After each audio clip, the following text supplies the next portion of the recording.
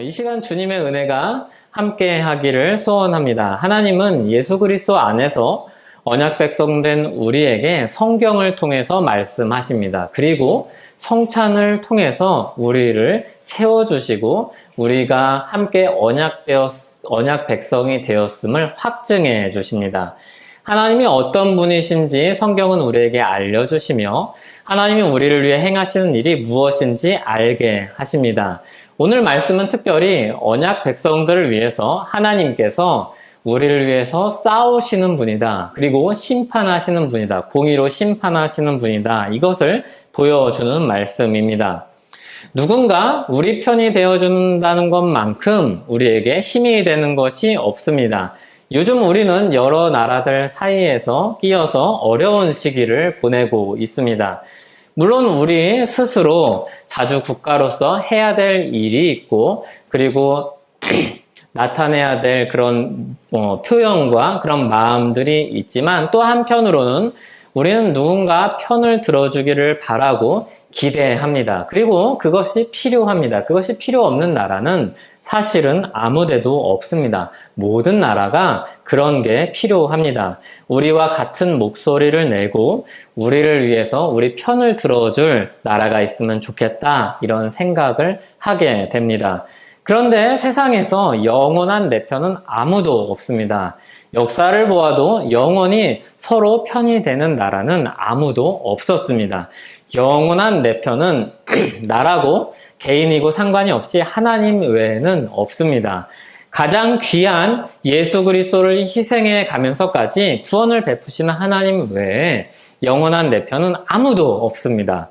예수님은 이러한 하나님의 은혜를 기억하시도록 언약의 잔을 계속해서 기념하게 하였습니다. 언약의 잔을 들고 하나님이 우리 편이 되어주심을 기억하게 하셨습니다.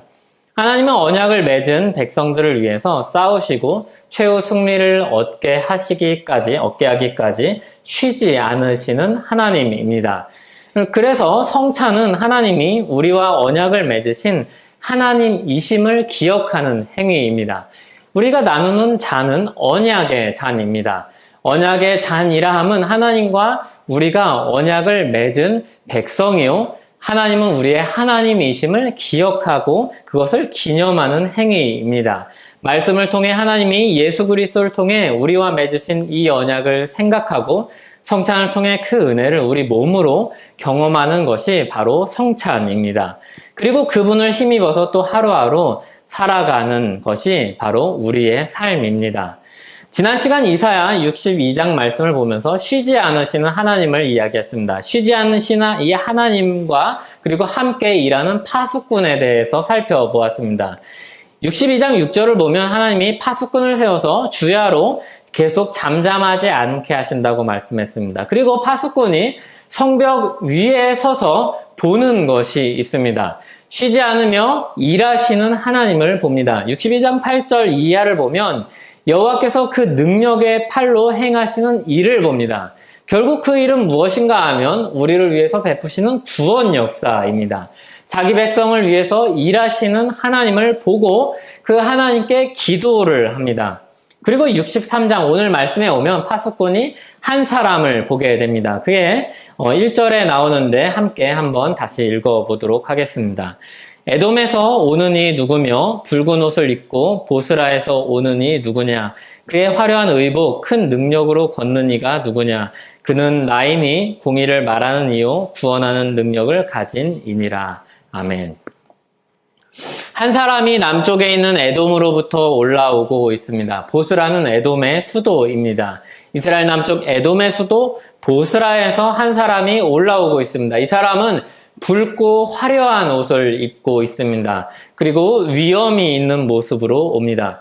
에돔은 원수를 가리키는 대명사입니다. 6절에 보면 내가 노함으로 말미암아 만민을 밟았으며 이렇게 이야기하는데 여기 만민이 에돔을 가리키는 말입니다. 그러니까 에돔을 만민으로 바꾸어 쓴다는 것은 원수를 에돔으로 이제 대표적으로 이야기를 하고 있지만 하나님을 대적하는 만민 전체를 가리키는 말이라고 이해하면 되겠습니다. 그 원수들의 나라로부터 한 사람이 오는 것을 봅니다. 그 사람이 누구인가 하면 여기 1절에 대답이 나오는데 하나님이 자신을 드러내실 때 말씀하시는 표현입니다. 그는 나이니 공의를 말하는 이요 구원하는 능력을 가진 이니라. 하나님이 그 원수들의 나라로부터 올라오고 있습니다.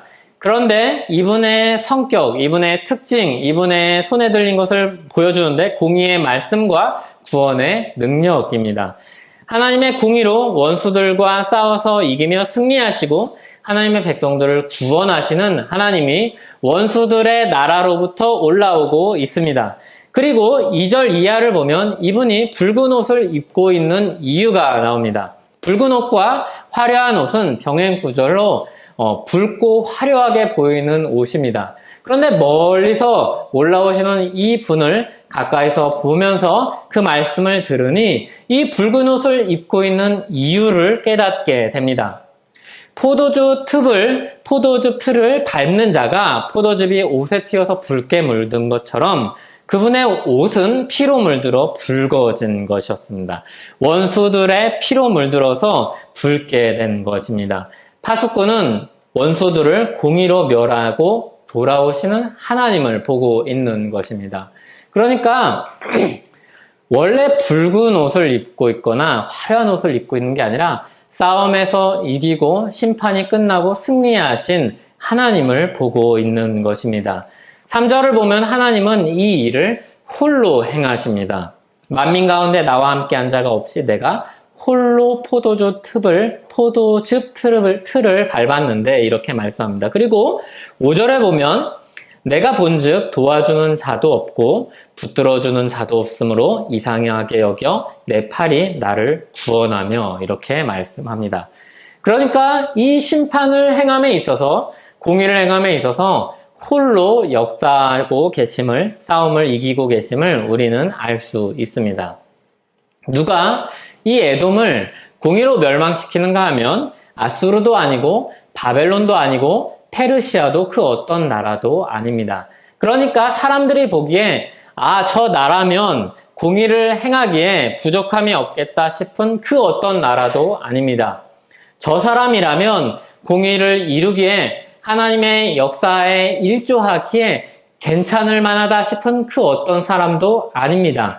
물론 하나님이 때때로 사람들을, 나라들을 쓰셔서 공의를 시행하실 때가 있었습니다. 그러나 최후 승리를 우리가 보면 그 일을 이루시는 주체요, 그 일을 이루시는 분은 오직 하나님이심을 우리는 보게 됩니다. 오늘 이사야 63장은 우리에게 그 최후 승리를 이루시며 그 공의를 이 땅 가운데 홀로 이루어 가시는 하나님을 보여줍니다. 공의의 주체는 오직 하나님밖에 없습니다. 이 땅의 공의로운 심판자는 하나님 외에 아무도 없습니다. 우리는 이 사실을 마음 깊이 새겨야 합니다. 그러면 우리는 어떤 사람이나 어떤 단체나 어떤 나라에 대한 기대를 내려놓을 수 있고 소망이신 그리스도만을 붙잡고 살아갈 수 있습니다. 그래서 이 땅 가운데서 우리는 아무도 공의를 이루는 사람이 없음을 알고 실망하지 않고 오직 그 공의를 이루시는 하나님만 붙들고 믿음으로 살아갈 수 있습니다. 그래서 이 부분을 설명을 하면서 오스왈트라는 신학자는 마르크스를 비판하면서 이렇게 설명합니다. 세상의 소망이 그 어떤 제도에도 있지 않으며 세상의 소망은 오직 공의로 말하는 이의 손에 있다고 설명을 하였습니다. 그렇습니다. 오직 하나님의 손이 이 땅의 역사가 하나님의 손에 붙들려 있습니다. 역사의 주관자이신 하나님이 자기 백성들을 위해서 싸우시고 공의를 세우시고 붉은 옷을 입고 원수의 나라에서 공의를 실현하면서 오십니다. 그래서 우리가 어려운 시기를 지날 때마다 우리는 다음에 어떤 사람들이 우리나라를 붙들어줄까, 또 우리를 어떤 사람들이 이끌어줄까 이런 기대를 하지만 오직 공의를 이루시는 하나님 외에 우리를 이끌어주시고 우리의 소망이 되실 분은 아무도 없음을 기억하시기 바랍니다. 그래서 많은 기대도 하지 마시고 절망도 하지 마시기 바랍니다. 하나님은 공의로 하나님을 대적하고 하나님 편에 서지 않은 자들을 심판하십니다. 장차 온 세상을 대상으로 공의를 이루실 겁니다. 모두 그분의 심판대 앞에 다 서게 될 것입니다. 물론 하나님은 지금도 역사를 주관하시는 분으로서 우리 지혜로 헤아릴 수 없는 하나님의 시간 계획 속에서 공의를 세워가고 계십니다. 그러나 장차 주님이 다시 오실 때 온 세상은 주님의 공의 앞에 다 엎드리게 될 것입니다. 이와 같은 모습을 가장 선명하게 보여주는 곳이 바로 요한계시록입니다. 요한계시록에 비추어서 이 말씀을 읽어보면 붉은 옷을 입고 오는 이 하나님이 성자 하나님임을 우리는 발견하게 됩니다. 왜 이 말씀을 보면서 우리가 성자 하나님을 이야기해야 되는가? 요한계시록에 보면 아주 선명하게 나타납니다. 요한계시록 14장과 그리고 19장에 그런 말씀들이 나옵니다. 하나님이신 예수 그리스도께서 장차 공의로 이 땅을 심판하실 것입니다. 그리스도는 우리의 구원자이시며 동시에 세상을 주관하는 심판자이십니다. 우리가 십자가에 달리신 그리스도를 생각하면서 잘못된 오해에 빠질 수 있습니다. 그리스도가 십자가에 연약하게 죽으시는 모습을 보면서 그리스도는 연약하신 분이다. 그리고 그렇게 부드러운 분이다. 그리고 사람들을 위해서 공의로 심판하지 못하실 분인 것 같은 아주 강력하고 높으신 그리스도이신데 너무 낮아지신 그리스도에 집중하여서 높아지신 그리스도를 못 보는 경향이 생길 수 있습니다. 그러나 요한계시록 19장 15절을 보면 그리스도에 대해서 이렇게 말씀하고 있습니다. 우리가 함께 요한계시록 19장 15절을 읽어보겠습니다. 그의 입에서 예리한 검이 나오니 그것으로 만국을 치겠고 친히 그들을 철장으로 다스리며 또 친히 하나님 곧 전능하신 이의 맹렬한 진노의 포도주 틀을 밟겠고. 그러니까 오늘 말씀에 나온 하나님의 모습을 그대로 요한계시록은 가져와서 이것을 그리스도께서 행하실 일로 우리에게 말씀합니다. 그리고 이 15절 바로 뒤에 가면 그분의 옷과 다리에는 만왕의 왕이요 만주의 주라는 이름이 쓰여 있습니다. 주님은 맹렬한 진노로 하나님의 공의를 이루고 대적들을 심판하실 것입니다. 그리고 원수들을 이 대적하여 이기는 이 승리는 하나님의 백성들을 구원하시는 일과 밀접하게 이어져 있습니다. 왜냐하면 하나님이 구원하시는 대적들로부터 하나님이 영원한 승리를 우리에게 주시기 때문입니다.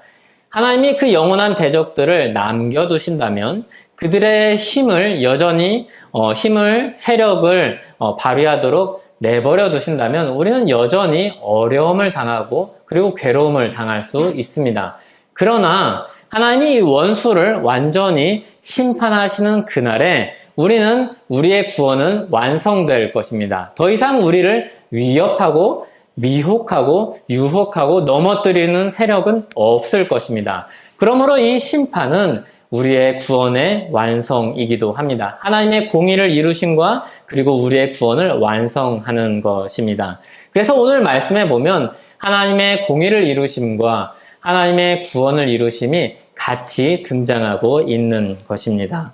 오늘 이사야서 말씀에서 에돔의 보스라에서 오시는 분이 공의로 그들을 심판하시며 또한 자기 백성을 구원하시는 하나님으로 나타나고 있습니다. 그분은 공의를 말하는 이요 구원하는 능력을 가진 이입니다. 마지막 날에 예수 그리스도는 원수들의 죄를 따라서 심판하시고 자기 백성들의 구원을 온 세상에 드러내실 것입니다. 그때 우리는 주님의 공의를 보게 될 것이고 우리의 구원의 확실함을 그 구원의 완전함을 확인하게 될 것입니다. 그러면 그 날이 이르기 전에 하나님이 언약 백성을 위해서 이 장차 있을 일을 말씀하시는 이유가 무엇인지를 우리는 기억해야 됩니다. 하나님이 언약을 맺으신 백성들에게 종말에 있을 일을 미리 알리시는 이유가 있습니다. 그것은 우리에게 두려움을 주시기 위해서가 아닙니다. 공포감을 주어서 선한 길로 우리를 인도하시기 위해서가 아닙니다. 하나님을 경외하는 것과 공포로 다스리는 것은 전혀 다른 이야기입니다. 오히려 공포로 다스리는 사람들 안에는 두려움이 있기 때문에 공포로 다스립니다. 조금이라도 자신을 향한 공포감에서 벗어난다면 사람들이 반기를 들고 그리고 다른 의견을 내며 들고 일어날 것을 두려워하기 때문에 사람들은 공포로 다스리는 것입니다. 하지만 하나님은 그런 두려움이 전혀 없으신 분입니다. 그럴 필요도 없으신 분입니다. 주님을 경외한다는 것은 그 안에 두려움이 포함되어 있지만 우리를 공포로 그리고 강제로 우리의 마음과 상관이 없이 다스릴 필요가 없으신 분입니다. 하나님은 언약에 참여한 백성들을 격려하기 위해서 이 종말의 일들을 우리에게 보이십니다. 우리 믿음의 여정이 승리를 향해서 가는 여정이며 주님이 공의를 이루시는 분임을 우리에게 보이시기 위해서 이 종말의 일들을 우리에게 보여주십니다. 그래서 우리가 주저앉아서 패잔병처럼 앉아있다가 주님을 맞이하지 않고 승리의 날을 바라보는 백성으로 주님을 맞이하도록 이 종말의 것을 보여주고 계십니다. 하나님이 우리를 위해서 싸우시며 승리하는 분임을 우리에게 나타내 주는 것입니다. 그때 우리는 주님의 백성들은 인내와 소망을 가지고 주님을 찬송하며 살아갑니다. 그래서 요한계시록을 보는 초대교회 성도들은 핍박을 받는 시기를 보내면서 많은 위로와 많은 힘을 얻고 거기서 인내와 소망을 가지고 하나님을 찬송했었습니다. 그리스도께서 우리를 위해서 싸우시며 이기는 하나님이라는 이 사실은 우리가 인내할 수 있게 하고 그리고 종말에 소망을 줍니다. 그리고 이 소망 안에서 주님의 백성들은 주님을 찬송합니다. 7절 말씀을 한번 같이 읽어보겠습니다. 내가 여호와께서 우리에게 베푸신 모든 자비와 그의 찬송을 말하며 그의 사랑을 따라 그의 많은 자비를 따라 이스라엘 집에 베푸신 큰 은총을 말하리라. 아멘. 여기서 내가는 1차적으로 이사야 선지자를 가리키지만 더 나아가 그와 같은 신앙을 가진 모든 주님의 언약 백성들을 뜻합니다. 백성들에게 베푸시는 이를 믿는 자들은 인내하고 소망을 가지고 살아갑니다. 믿음으로 하나님이 행하신 일들을 찬송합니다. 장차 우리는 어린 양의 혼인잔치에 참여하여서 기쁨의 잔을 들고 오늘 함께 주님의 잔을 언약의 잔을 나누는 것처럼 기쁨의 잔을 들고 주님을 찬송할 것입니다. 그런데 그 날은 그 마지막 때 찬송하는 때에 내일로만 미뤄지지는 않을 것입니다. 이것은 오늘부터 우리 안에서 시작될 일이기도 합니다. 왜냐하면 우리는 사랑하는 것을 따라서 살기 때문입니다. 사랑하는 사람들이 나중에 사랑해야지 이렇게 이야기하지 않습니다. 사랑하는 사람들은 오늘부터 사랑하는 마음을 가지고 할 수 있는 사랑을 행하면서 살아갑니다. 예를 들어서 음악을 사랑하는 사람들이 음악을 오늘부터 즐기면서 사랑합니다. 내일 이 노래 들어야지 이렇게 이야기하지 않습니다. 노래 부르기를 좋아하고 악기 연주하는 사람들이 사랑하는 사람들이 내일은 이 노래를 불러야지. 내일은 무슨 노래를 불러야지 이렇게 하지 않습니다. 오늘 지금 무슨 노래 들을까? 이렇게 하면서 노래를 듣죠. 내일 이 곡을 연주해야지 이렇게 살지 않습니다. 지금 무슨 노래를 연주할까? 내가 이 노래를 연주해야지. 이렇게 사람들은 사랑하는 것을 오늘 그 사랑하는 것을 따라서 살아갑니다. 그래서 비록 오늘은 노래 실력이 좀 모자라고 연주 테크닉이 부족해도 내일 할 일로 그것을 미뤄두지 않습니다. 그래서 처음 악기를 배우는 사람들을 보면은 굉장히 듣는 사람들은 듣기가 싫은데 자기는 좋아서 노래를 연주하고 연습하는 모습을 우리가 보고 들을 수 있습니다. 그러면서 그 사람이 어떻게 합니까? 막 괴로워하지 않습니다. 좋아합니다. 정말로 음정도 맞지 않고 박자도 맞지 않는 그 악기를 연주하면서 자기는 좋아하고 그 노래를 제대로 부르고 있다고 생각합니다. 우리 삶은 그런 것입니다. 사랑하는 것을 향해서 사는 것입니다. 소망을 가진 자의 삶은 이와 같습니다. 내일을 기대하고 바라면서 삽니다. 그렇다고 오늘을 그냥 보내버리지 않습니다. 오늘부터 그 사랑을 향해서 살아가며 그 사랑에 도달하기엔 너무나도 멀리 있지만 그래도 예수 그리스도를 향한 그 사랑을 가지고 결실을 맺으며 소소한 결실을 맺으며 우리 삶을 살아갑니다. 그것이 신자의 삶입니다. 그리스도의 사랑에서 우리를 끊을 수 있는 것은 아무것도 없습니다. 아무것도 없습니다. 그래서 성경은 이 종말에 있을 일을 우리에게 보이시면서 우리를 격려하는 겁니다. 그 확실한 미래를 보여주시면서 우리가 다다를 목적지가 어딘지 보여주시면서 오늘부터 흥얼거리면서 그 날의 노래를 미리 부르면서 살게 하는 것입니다. 오늘 말씀을 비롯한 종말에 대한 가르침은 그런 가치를 지니고 있는 것입니다. 먼 미래에 있을 일이니까 그때쯤 잘해서 하나님 앞에서 칭찬받고 들어가야지 이런 생각까지라는 말이 아니라 그것만 바라보고 그냥 오늘 견디며 살아가는 것이 아니라 그 날이 오늘부터 나의 현실이 되어서 종말이 오늘 나의 현실이 되어서 그 날을 바라보면서 오늘을 새롭게 하면서 살게 하는 것입니다. 우리는 이 두 날 사이에 끼어 있는 사람들입니다. 과거와 미래 사이에 끼어 있습니다. 과거는 우리를 위해서 하나님이 행하신 일입니다. 그것 중에서 가장 중요하고 가장 뚜렷하고 우리 삶의 근거가 되는 것은 무엇입니까? 그것은 바로 예수 그리스도의 십자가입니다. 예수 그리스도가 우리를 사랑하시며 우리 구원의 근거가 되심을 예수 그리스도의 십자가에서 아주 선명하게 보여주셨습니다. 그리고 죄인들의 그 비난과 조롱 속에서 죽으시면서 죄인들을 위해서 죽으신 분이라는 것을 우리에게 아주 선명하게 보여주셨습니다. 아주 우리에게 마음 깊숙이 새길 수 있도록 보여주셨습니다. 죄인들을 위해서, 우리를 위해서, 연약하고 부족한 우리들을 위해서 그리스도의 십자가에서 죽으셨습니다. 우리는 그 과거를 뒤로 하고 있습니다. 그리고 그 과거 위에 서 있고 그 과거를 기초하여 우리 믿음을 가지고 있습니다. 그리고 앞으로는 장차 다시 오실 예수 그리스도를 바라봅니다. 예수 그리스도가 오시는 그날에는 모든 싸움이 끝나고 슬픔도 없고 괴로움도 없고 어려움도 없고 고통도 없을 것입니다.